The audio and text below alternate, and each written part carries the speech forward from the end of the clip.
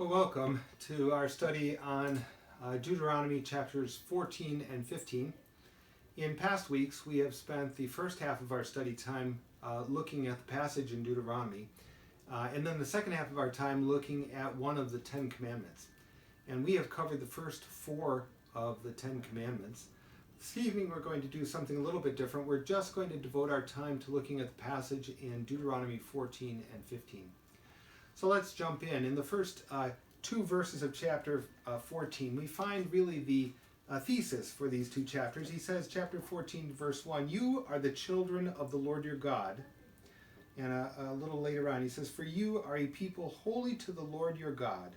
Out of all the peoples on the face of the earth, the Lord has chosen you to be his treasured possession." And there are a couple of things we want to point out from this, the first two verses here. He's pointing out that they are to be different.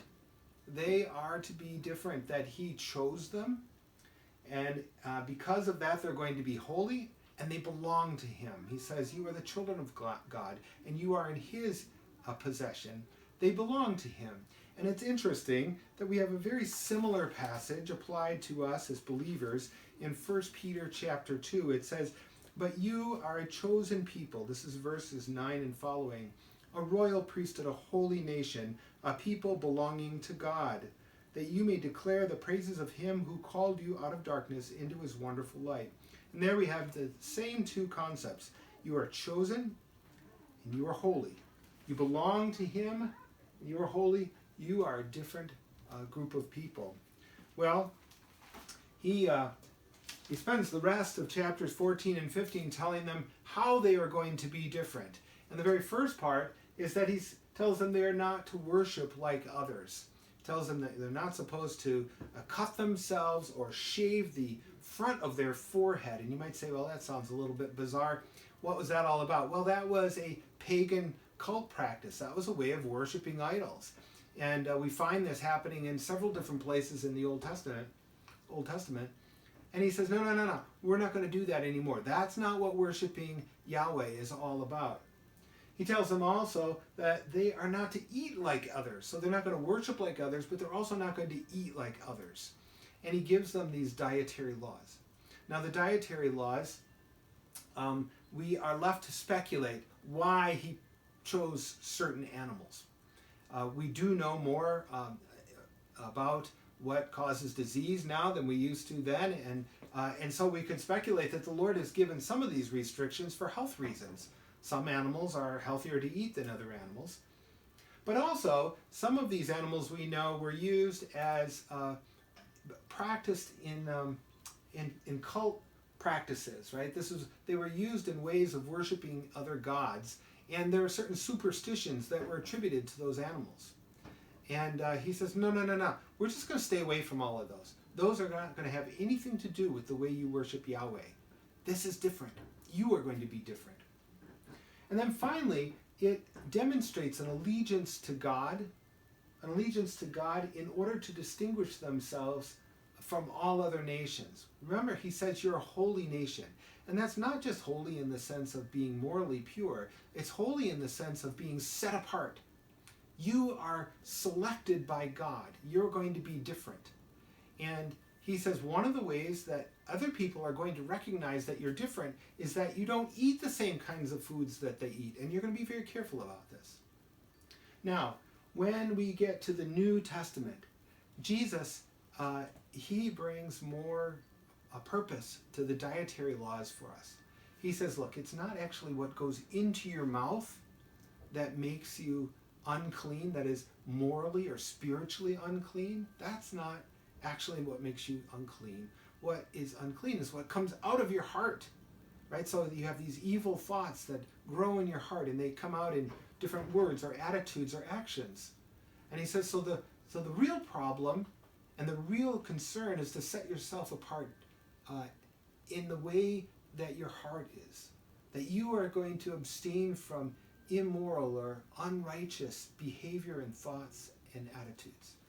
And so he says in chapter 7 of verses 18 and 19, he says, so it's not what goes into you that makes you unclean, it's what comes out of you. And Mark adds a little commentary in there. The author, he puts a little commentary in there, and he says, when Jesus said this, he declared all foods to be clean, meaning that there are no longer any application for dietary laws to Jew or Gentile.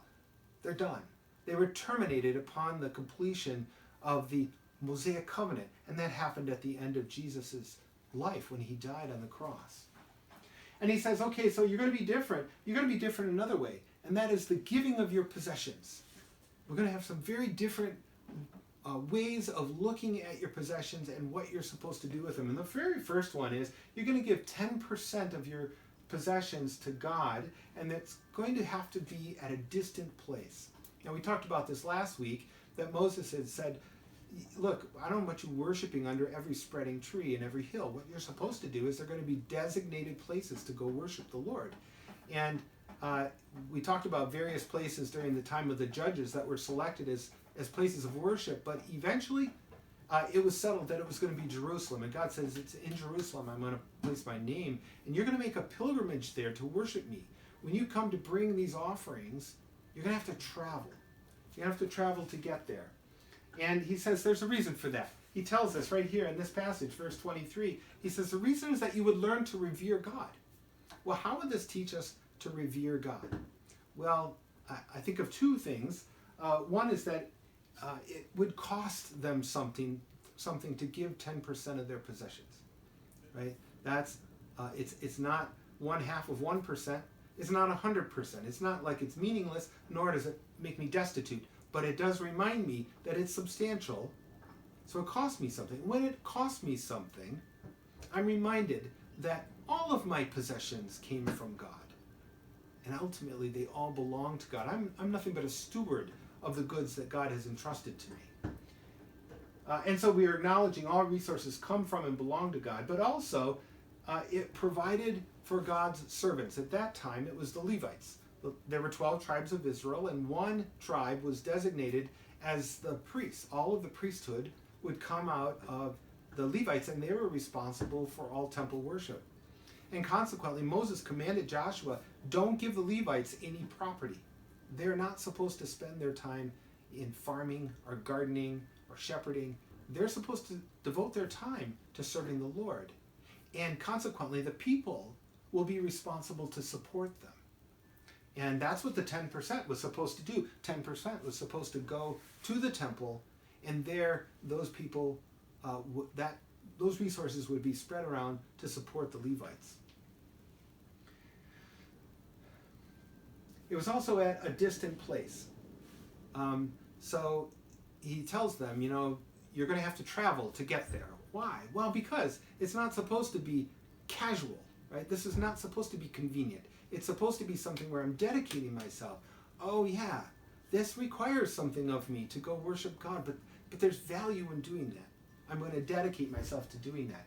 Now, he does give a caveat in here in this particular section. He says, look, if you live too far away from the place that is dedicated as the place of worship, right? So suppose you live in northern Israel and you got to travel all the way to Jerusalem to worship.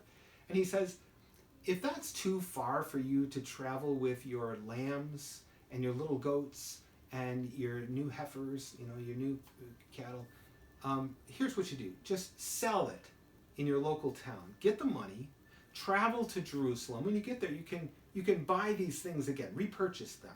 Once you've purchased them, then you go into the temple and you can offer them. And it was supposed to be a blessing of convenience, right? It was supposed to be something that took a hardship off of them. Worshiping God was supposed to be a delight. Now we find that when we get to Jesus' time, what was supposed to be a blessing has been manipulated to be a way of exploiting other people. And so the temple leaders, the priests, the Jewish leaders, they realized, we're going to have these people traveling from a far distance. There's an opportunity for profit here. Why do we ask them to buy their lambs from the local farmers? Let's sell the lambs here in the temple. And when they get here, we're going to have our own currency. And so they're going to have to exchange their currency for our currency. And when we do that, there's an opportunity for a little markup, right?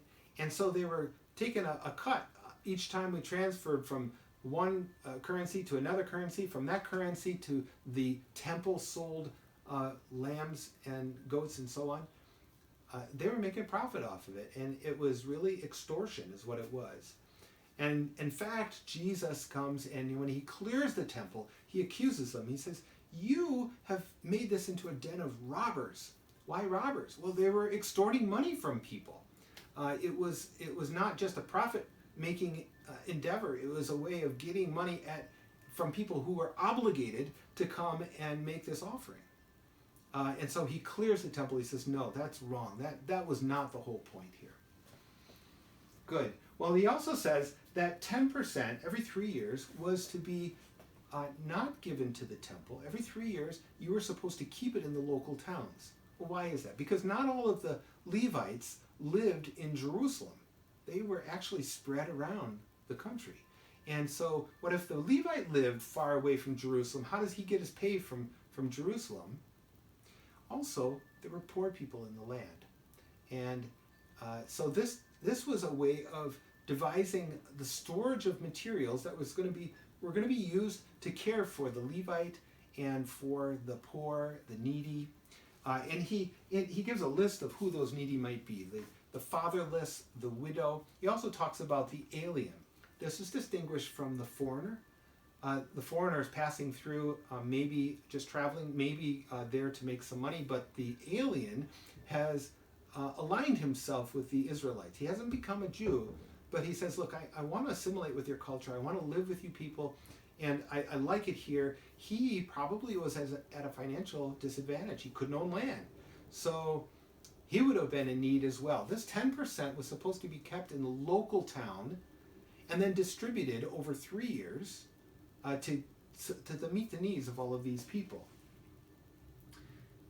And so what does that tell us about God? Well, it says that God cares about the disadvantaged and that he wants his people to care about the disadvantaged. And I think that's a principle that would apply to us as well. We find the disciples talking quite a bit about caring for the poor, the widow, and the orphan. That's an important aspect of a believer, a follower of God. If this is God's heart, it should be our heart as well. And we get to another requirement, and that was that every 7 years, they were to cancel all debt. Every 7 years, cancel all debt. Now, that's could have been a hardship on the people who lent money. And so the people who lent money, he warns them, look, if it's the 5th or 6th year and somebody comes to you and they're in need and they need a loan, he says, don't not lend it to them because you know next year it's going to be canceled, right? You're actually going to lose money here. He says, no. Make sure that you're generous with those people. Care about those people. People who need to have money lent to them, you ought to be generous and lend to them. And he says every 7 years that's supposed to then be canceled. The same thing happens with slaves.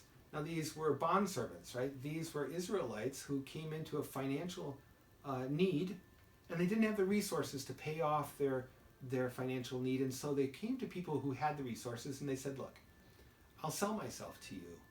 I'll be your servant if you'll pay off my debt and if you'll care for me. I'm out of resources. I can't care for myself. Then that was a way of, it's what we call a bondservant. So they would sell themselves literally into a kind of slavery. And we might say, well, that just sounds atrocious. Why would we see the Bible advocating for this kind of slavery? Well, one is that it didn't actually advocate for slavery, but instead it tells us a way that it was going to be handled. But secondly, it isn't very far different from our economic system today, right? Suppose there's somebody that has a credit card and they have a need for something. They don't have the resources for it. They're saying to the bank, look, you give me the money now, I'll buy this product over here that I need, and I promise I will dedicate my services to you. A certain portion of my life will be spent working to pay off that debt. It's a similar concept. Now we don't use a credit card. I don't go live at the Chase Bank, but so it's changed a little bit, but the concept is similar. And so, but he says in Israel, every 7 years, you free them. They go free. They go free.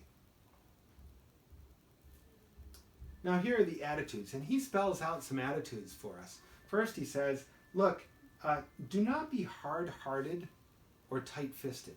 Those are incredible words, hard-hearted and tight-fisted. What does he mean by being hard-hearted? Well, he means that a person looks on another person with need and he says, it doesn't matter to me how disturbing your need is, how significant it is not going to invoke any sympathy out of me. That's a hard-hearted person. I'm determined not to be sympathetic to you. And then tight-fisted means I've got resources in here and I'm going to hold on to it and you're never going to get it. That's a tight-fisted person. He says, don't do that. Instead, you should be a generous person. You should give freely and you should freely lend. Give generously and freely lend. Now, we have corresponding passages in the New Testament that talk about this. In 2 Corinthians chapter 9, verse 7, he says, look, the Lord loves a cheerful giver. The Lord loves a cheerful giver. Give generously. And then in Luke chapter 6, verses 32 and 36, Jesus says, look, when somebody has a need and they ask to borrow from you, you should lend, and you should lend expecting not to get paid back. That is the kind of attitude you should have, that you are a person of generosity and who is empathetic to the needs of the people around you.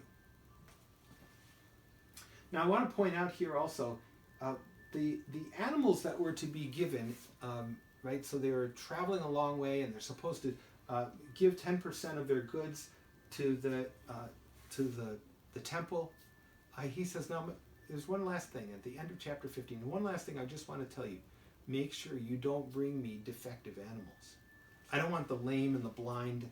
Don't be bringing an animal that you can't sell in the market. Why? Well, because if you couldn't sell it in the market, it's worthless to you. If it didn't cost you anything, if it has no value, then giving it away is of no sacrifice. The point of a sacrifice is to say, I want to give to you something that is of value to me. And he says, don't do that. Unfortunately, we get to the end of the Old Testament in the book of Malachi, and he accuses the Israelites. He says, you're doing just what you were told not to do. You're offering animals you wouldn't pay to your governor to pay off your taxes. He wouldn't accept them, and yet you're willing to give them to Almighty God. What an insult to God. Yes. Well, very good. So just as God calls the Israelites to be a holy nation that belongs to him, he says the same thing about us. Now you might ask, we've touched on a couple of things that apply to us, but you might ask, well, how do these dietary laws apply to us? Because Jesus just said that all foods are clean. And the answer to that is that I think Jesus gives us a clue in that same passage. He tells us it is what comes out of the heart that defiles a man. So what we need to abstain from is sin, right? The evil thoughts and the evil intentions and the evil attitudes. Otherwise, he asks us not to worship like the pagan. He asks us to pull away from sin, and he asks us to be people who are generous with the resources that God has given us. Very good. Thank you for joining me. We'll see you next week.